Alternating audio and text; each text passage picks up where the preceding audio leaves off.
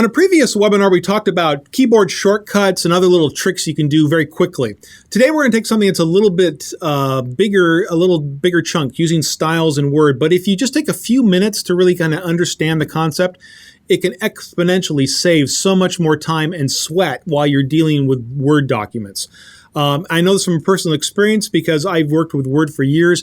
I didn't start using styles till I was, at Office for about 3 years. So anyone can learn this stuff really quick, and it will save a lot of time. I'm going to go over here to a Word document, and this is going to be an unformatted document here. You just see in a second. One thing I want to throw out there, there's a mantra I've kind of used. I think it's attributed to Stephen King, who says, don't get it right, get it written. Here's another thing. Don't get it formatted, get it written. Work on formatting your document afterwards. It's a little tough if you come from the old typewriter age, or if you're a kid. I know because I have a couple teenagers. As soon as they click this thing and they look at fonts, they're gone for 5 minutes, right? But I'm going to show you the advantages of doing that. So here we have a unformatted document about the solar system, and here's what I would normally do if I didn't know about styles. I might take my title here, and okay, I want to center that, and okay, I'll make it big. I don't know how big. I guess that looks good. Here's my author thing, and I'm going to try to center that, and I'll make that a little smaller, I guess. And okay, now I have all these headings. What should I do for a heading? Well, let's make it a color. I like colors, so let's kind of, I don't know about that. Let's make that a little bigger. I don't know, 16 point font, maybe? Oh, some spacing. I could do a carriage return. Carriage returns are bad, especially if you're continually typing, because now you're in that font. That's bad. So let's get away from the carriage return, and maybe you know about, spacing. If you go up to the paragraph in the ribbon here, in this little triangle in the bottom right-hand corner, that will open your paragraph settings. And after, I'm going to put a little 6 point, sure, I don't know what that is, sure. Okay, that gives me a little spacing. Now, if I have to do this for each of my headings, I know about Format Painter. So I can take this format, go up here to Format Painter in the ribbon, click on that, and now everything I touch will be painted like that. Oops. So that's cool. I can do that. But if I'm doing that for a lot of headings, I have to go through my entire document. That can be kind of troublesome. I can do all those steps, change font, change spacing, change color with headings. I'm going to go up here to the Quick Styles, which is up here in the ribbon. And the planets here, I'm going to hit heading 1. And it's just giving me some spacing. It's changed the font. It's changed the color. Kind of what I just did there with 3 steps I can do with styles. So let me click Asteroids. And hit heading 1 again. So I can go through my document this way. Now, the planets, that's going to be a different heading. So I can do heading 2. And I don't have to worry about, 16-point font for the heading 1. Should this be 14-point font? Should it be a different color? I don't have to worry about that. I can just go through my document and choose the heading. So here's a planet. That's going to be, oops, I hit something on the ribbon here. Heading 2. The Earth is heading 2. Now, the moons, that will be another part. That's going to be heading 3. So you get the idea here. So Mars is heading 2. And then Phoebus and Deimos, which are the moons of Mars, they will have heading 3. So I can go through the document that way and set everything up. And there's several reasons why I'm going to do that. I'm going to show you that. One is, of course, the look. Now, let's say I don't like this look of this third heading. To me, Mars, the heading 2 of Mars and the heading 3 of the moons doesn't look different enough. Let's say I want to change color on this. So I'm going to change the color. I'm going to make that, I don't know, let's say red, so it looks distinct. Okay, I like that. Now I can change the headings for all of those automatically. I'm going to highlight this heading, heading 3, and I'm going up to the ribbon now. I'm going to right-click on the heading 3 button, and it's going to give me a menu, including Update Heading. So I'm going to click that. And now Deimos has changed, and anything that was a heading 3 from now on, or anything I've made as a heading 3, like the Earth's moon back here, I'm going to rotate that back. That's now red because I've changed the heading 3 on this. And I can do that for any of these other ones. Let's go up to the top of the document really quick. And this title, the solar system, there's actually a title style here. I'm going to hit that. And this other one for here, the Doug Thomas, let me look at all the quick styles I have here. I'm going to go to the little arrow here on the right-hand side. And there's a whole bunch of them. Now, there's nothing that says author, but I can pick any of these. And as you can see, as I mouse over them, I can get different looks. And as you can see, I can edit it later if I need to. Let's just pick this one for now, this intense quote.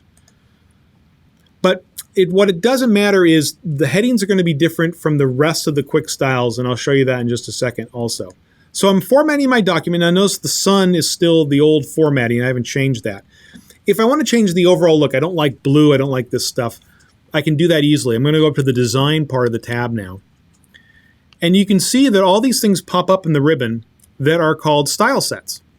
And this gives me different looks. And I'm just mouse over here and I can see different looks on the screen. Here's one that's for that gives a numbering system. So if you have a legal document or a long document, you can do this whole numbering system, 1.1, 2.1, stuff like that. That does it automatically for you. So that's kind of nice. And then there's some more informal styles here. And again, notice the sun is not changed. The sun has not changed. The sun has not changed to these different looks because I didn't format that yet as a heading. I just did that old formatting. That's why that's not changing like the other headings are. So let me click this one. And again, you can augment this to your heart's content. There's color changes. If we want a different color set here, if I want to do something a little more purplish, ooh, let's turn in the report with that color. You can change all of that there. There's also different ways to change with themes. Themes are even bigger than style sets. You think about them as PowerPoint, but you can use them here in Word. And I can just mouse over, and I get a whole different font set. Look at this one here. This was called Main Event. Really dark and foreboding. That's a little hard to read. I'm going to pick this one here. And I'll change. And then each of those style sets change within the theme. So lots of different ways to format, but everything changes together instead of me going through and having to fiddle with each heading. Okay, what I'm going to do is let me close this document and show you some other things about styles that are worth keeping up. I'll pull the cake out of the oven here, and I have a formatted document with a different theme and a different style set, but the same document about the solar system. I'm going to scroll down here at the bottom here and just finish up. I haven't finished writing this, but I have a couple of the planets I need to work on. Uranus or Uranus. Pick your, if you want to giggle, that's why teachers call it Uranus, so kids won't giggle, or adults. So I'm going to hit the control key and any of the planets I have here. Now I can grab them. I'm going to turn those into heading 2. And then, my mouse doesn't seem to want to work in here. Okay. I may have to do this manually here. And so here are the moons. I'm going to make those. I'm holding the control key down and clicking them, and that'll be heading 3.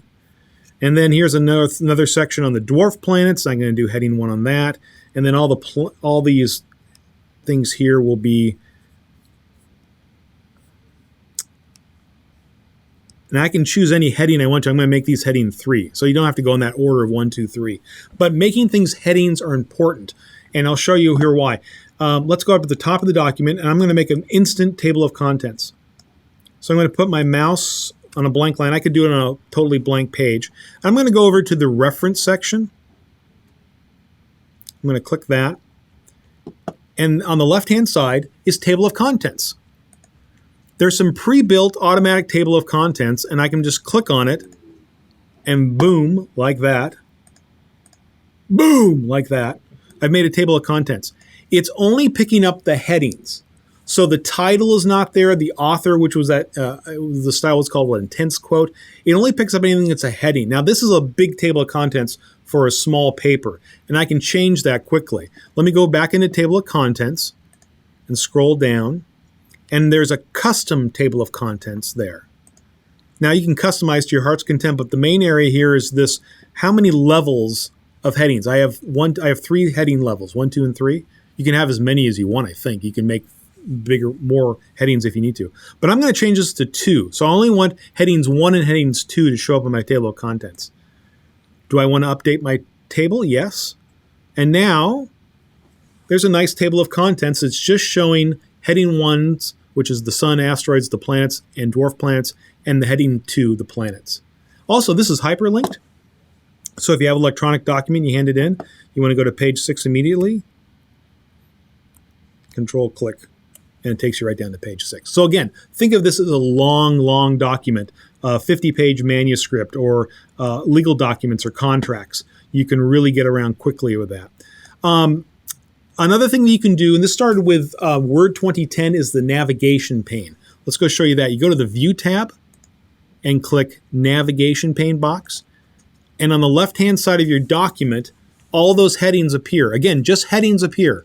Anything else that you style in a different type of style won't appear, just headings will appear.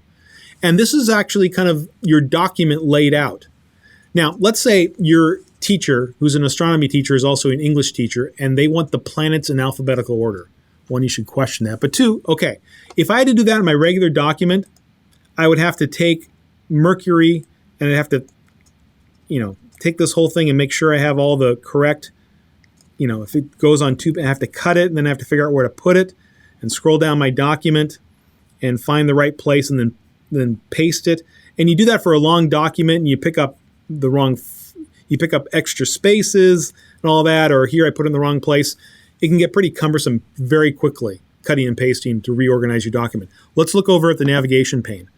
And what I can do here is I can drag sections.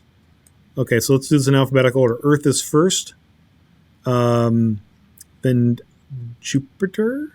I'm just going to click on it and then unclick when I have it. And all the moons of Jupiter also appear in this order. So I can quickly make this alphabetized. Neptune.